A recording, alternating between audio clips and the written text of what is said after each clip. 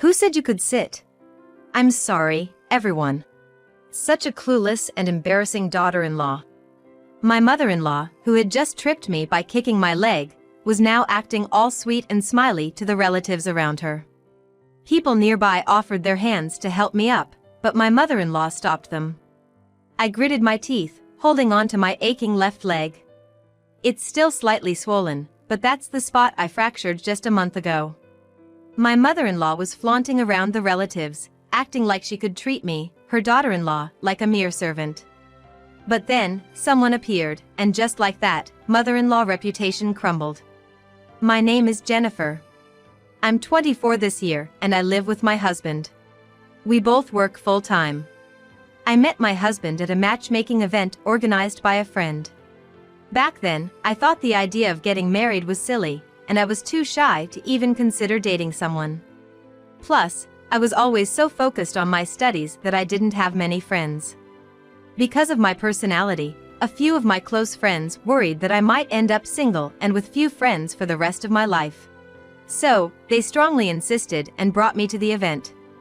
I wasn't looking for a life partner, but by chance, I met Ken, who's 2 years older than me. He turned out to be a senior colleague of the friend who had invited me. Apparently, Ken was also one of those who got dragged into attending the event. My friend whispered to me, "If you don't find anyone else you like, just chat with this guy," so I did just that. It seems Ken too felt the same way. I later found out he said he'd be with me only if there weren't any other women he liked. In the end, I did attend an event for singles, but later on, I ended up dating Ken, just as my friend had suggested. According to my friend, Ken and I seemed to have similar vibes, so they thought we might be a good match, and it turned out they were right. While we weren't exactly finishing each other's sentences, there were times I knew what Ken was thinking or trying to say, and it seemed he felt the same way about me. We had a comfortable, friendly relationship despite being a couple and eventually got married quite naturally. Up to this point, everything had been smooth, and I was surprised that someone like me, who isn't really good at socializing, got married. But then, hell began. Ken's family home was about as far as taking a high-speed train from my hometown, say, like traveling from New York to Chicago. I moved in with my in-laws as soon as we got married. Now, living with in-laws might conjure up images of nasty mother-in-law drama for some.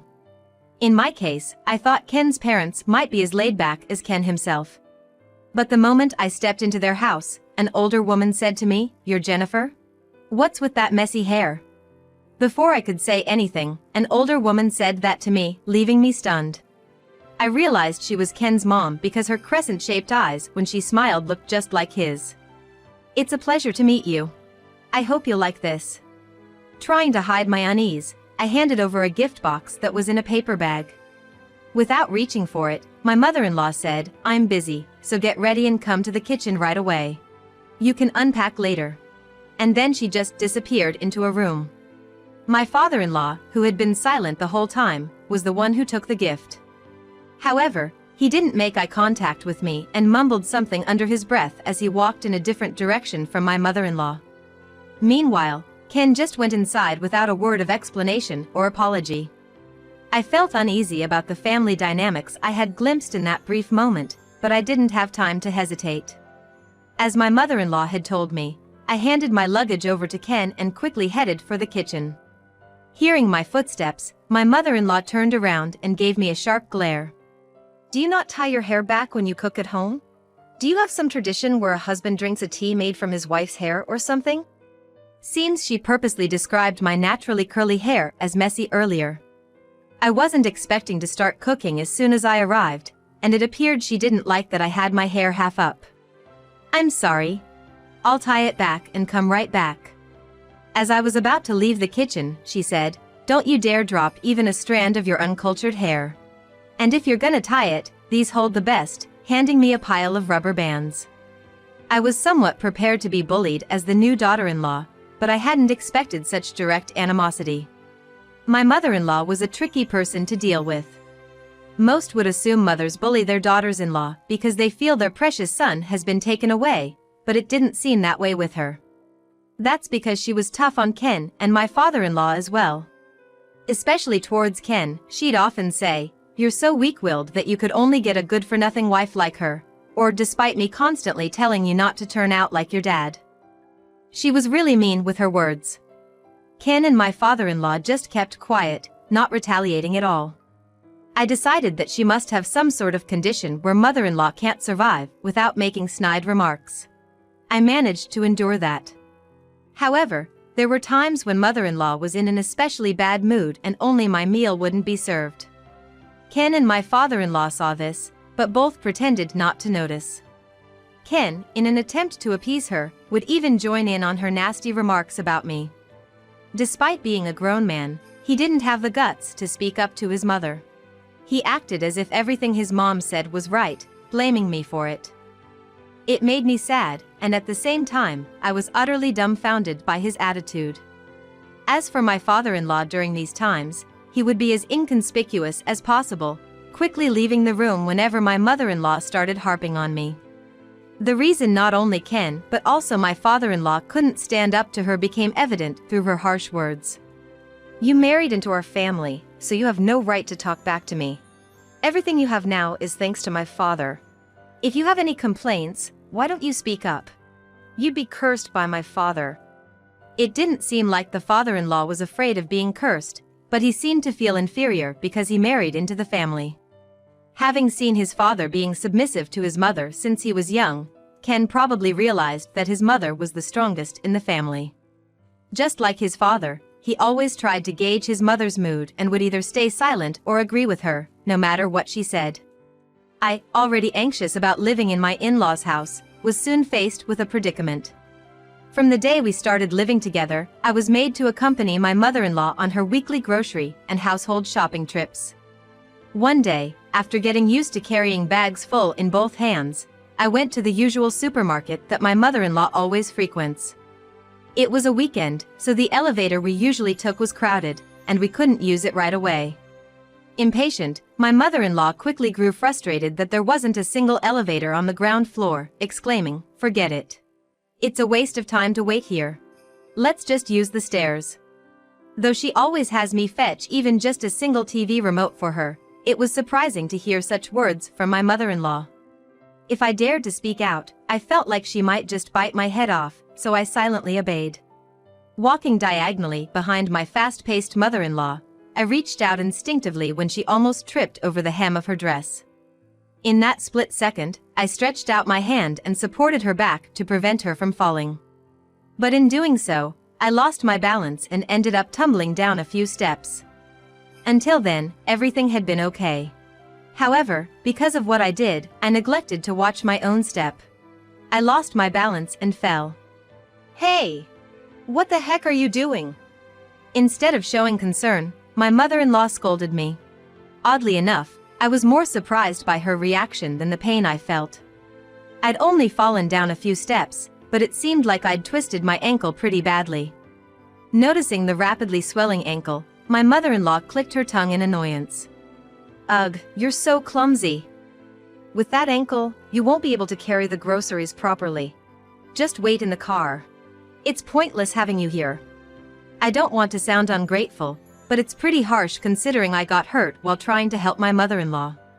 But if I mentioned that, she'd probably snap at me even more, so I just quietly went back to the car, reclined the seat, and took a rest. The next day, once the household chores had settled down, I went to the doctor around noon. I thought it was just a sprain, but it turned out I had a hairline fracture, and they gave me crutches for the way home. I texted mother-in-law about it, letting her know I'd gotten medicine and would be a bit late. The lack of a response was par for the course, letting me know mother-in-law didn't care in the slightest.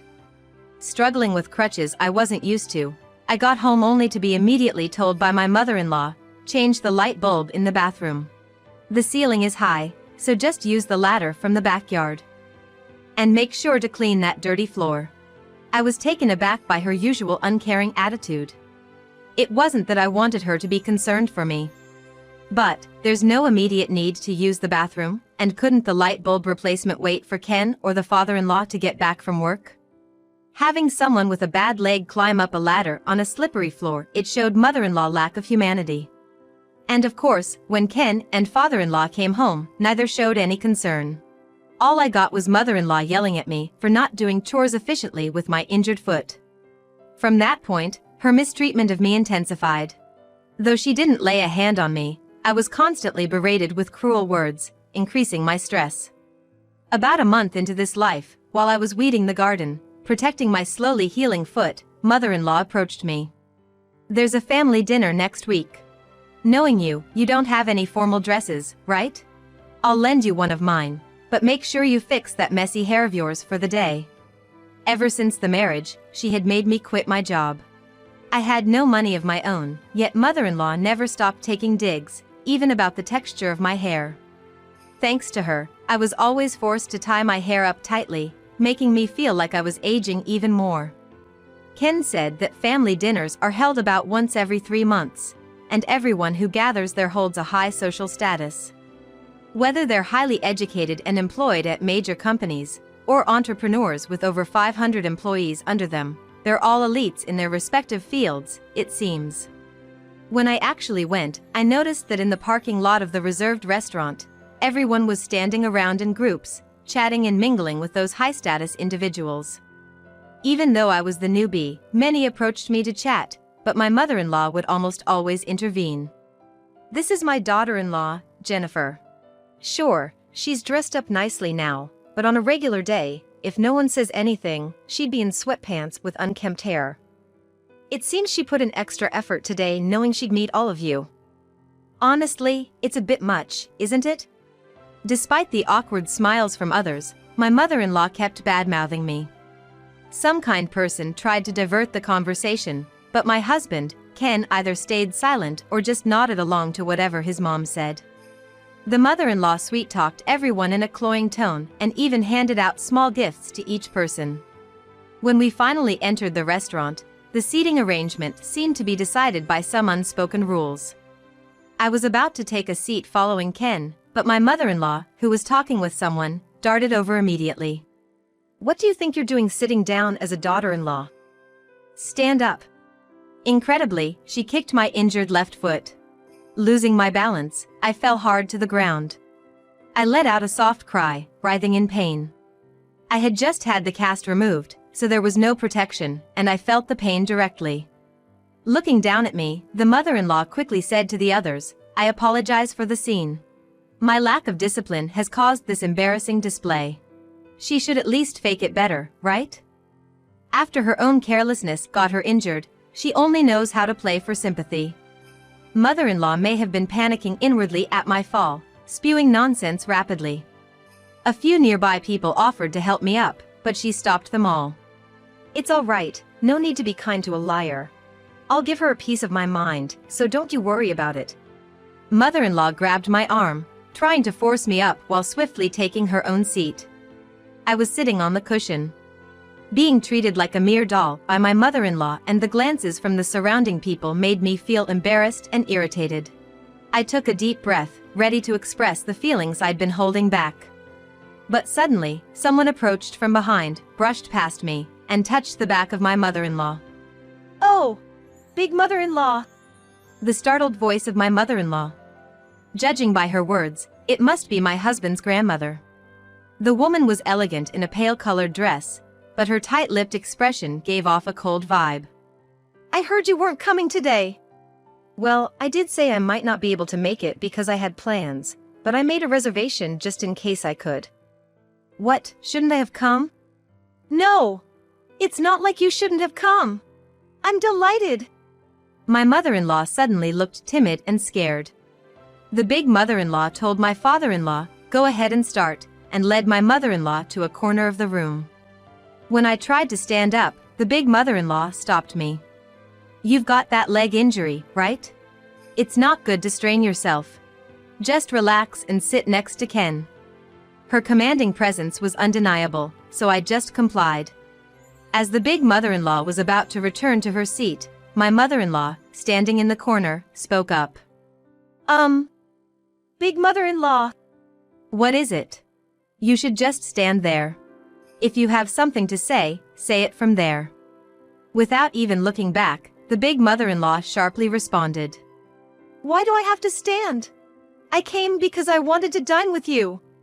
Heeks from other relatives made my mother-in-law's face turn even redder. What a ridiculous thing to say. Did you really think you, being just the daughter-in-law, can sit? It's about what you said to Jennifer earlier, isn't it? Don't you think you should set an example?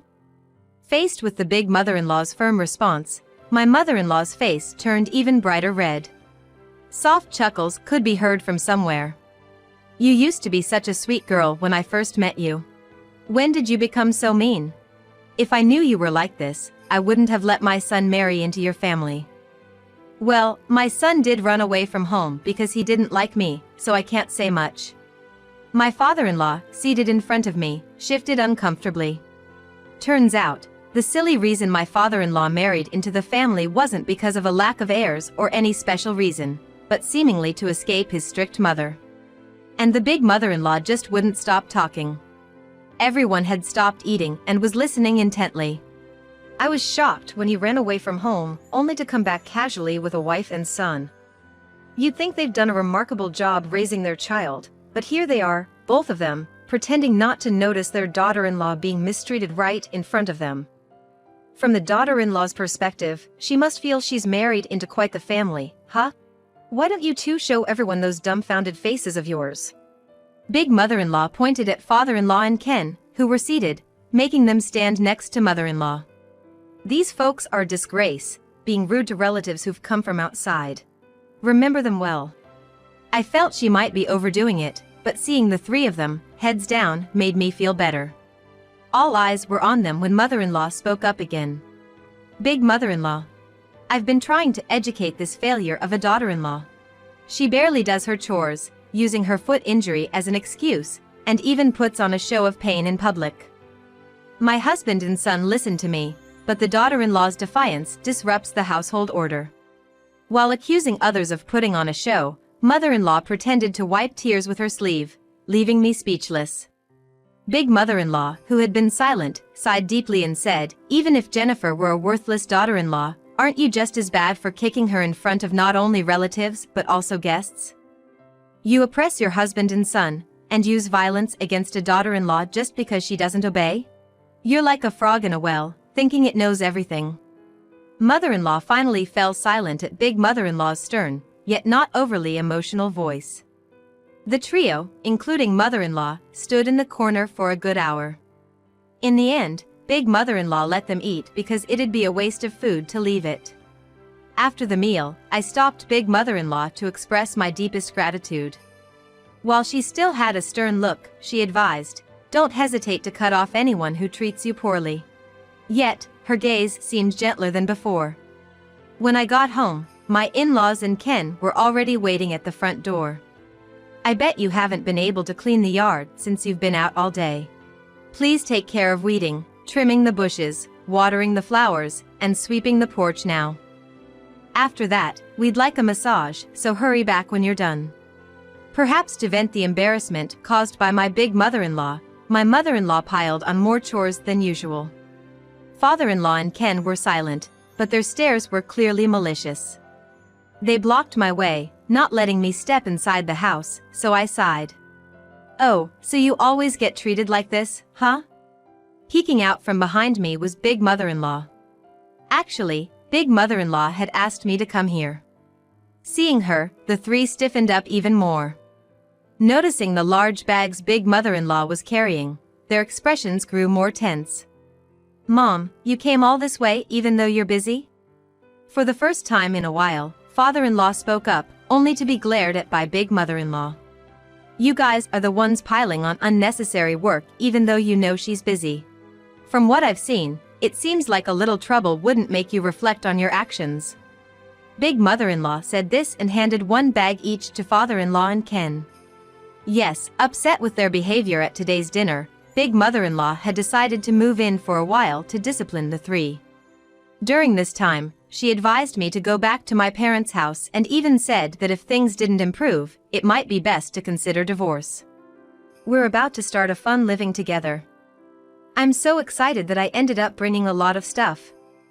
To make Jennifer turn her attention back to Ken and for you two to remember the love you once had, I'm gonna guide you wholeheartedly. The first time I saw Big Mother-in-law's smile, it seemed to have a mysterious charm that was both unsettling yet comforting. The next day, I contacted my parents and decided to take a short trip back to my childhood home. Ken tried to take advantage of this and snatched my phone, insisting he'd come with me. Before I could stop him, my dad shouted over the phone, "If you're the kind of man who stands by while my daughter is mistreated, she's better off without you. Don't show your face again." Ken ended up feeling down once again. After neglecting me for so long, I was stunned to see Ken shamelessly trying to lean on my parents. Whatever affection I had left for him vanished completely. Knowing full well how fiery his mother-in-law's temperament was, it seemed like Ken agreed to live with her because he was scared of refusing. He put me in the firing line, hoping to escape her wrath. Father-in-law probably has a similar nature. He too would remain silent, even when Ken was being chastised.